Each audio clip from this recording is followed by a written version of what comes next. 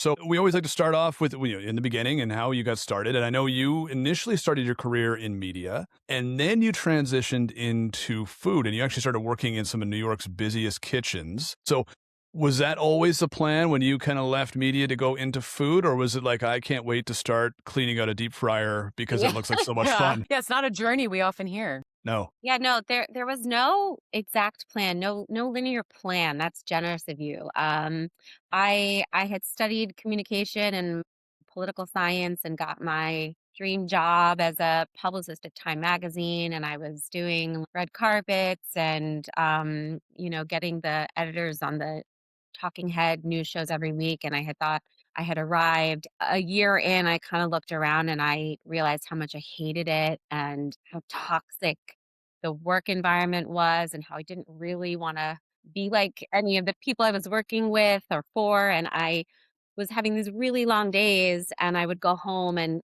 cook until midnight and make Go ahead. soup for all my neighbors or, things like that. And it really became a sort of nagging notion of maybe I should be one of those like career changers that you always hear about. So I went to culinary school at night while I was working and came out of culinary school in 2008, promptly was let go from my PR job. So sort of had the universe force me out on my own and decided to give it a go. And I went into restaurants at that time because I knew that it was something that I needed to, experience a little bit. But I sort of always knew in the back of my mind that I would like to try to pursue a different part of the food industry. So I started Right. out in some kitchens throughout the city, but with a sort of overall exit plan for making my way out of that situation at some point. How long did you survive the regular kitchens before you said, no more of that? Yeah, about a year. I didn't wanna, go out with my colleagues, drinking or partying or, whatever, and when Hmm. we got off late at night, Yeah. I wanted to go home and go to sleep, and I wanted to, like, wake up in the morning, and I sort It's of a lifestyle. it's a It's lifestyle. a Absolutely is. lifestyle. Yeah. Yep. And at the same time, I wanted to, be accepted by the people that I was working with, and I wanted to be viewed as a peer. And thinking into the future, I knew I wanted to like have a family one day. I lasted about a year before I left.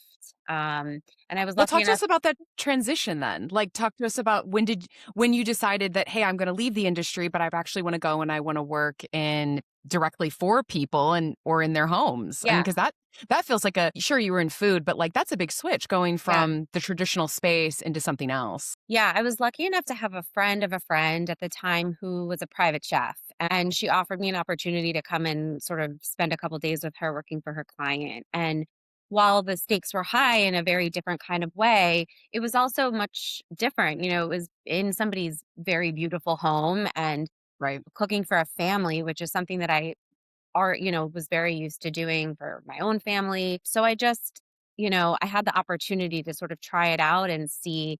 And when I did that with her, it was like a very natural, like I could really see this being something that I do long term. Hmm. Being in New York at the time, that was really exciting. I was meeting all kinds of people through her. And so that also brought me into the crux of my new food world and my Yeah. media past. So Kind of a perfect intersection there because you have to build quite the network, and it's like you had that baked in, especially being a publicist. All you're doing out, you're out there shaking hands, talking to people all the yeah. time, and then Yeah. you've got the food on top of it. It's like that's what a perfect like Yeah. crossroads. Yeah. Food media, especially in New York, is, it's a very tight-knit club. There's not a lot of work. And so there's sort of some like, big players that do a lot of the bigger stuff. And so really kind of trying to get in with them. And I mean, listen, I did a lot of work for free in the beginning. Just let me come and help. Let me do the shop for you. Let me, anything I could do Yeah. to kind of That's ingratiate That's myself. how it goes. Yeah, you stage somewhere, Yeah. right? It's kind of your version of staging Yeah. Exactly. to Yeah. to Same give thing. free offer. And then Exactly. you had some fairly big names that you were personal chefing for, like Eli Manning and Lauren Michaels, and Yeah. you're kind of the New York media elite in that way. Yeah, a little bit. There were lots of just busy New York families whose names nobody would recognize, but once They didn't you play quarterback for the New York Giants. No.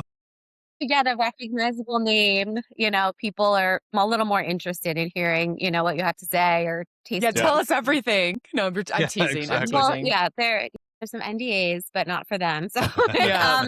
no, I mean, the funniest thing is at the end of the day, people just want to eat like delicious homemade food. A lot of Hmm. roasted chicken and like yummy vegetables and things for people's kids, but good people, really good. I was very lucky to Good. meet those people early on.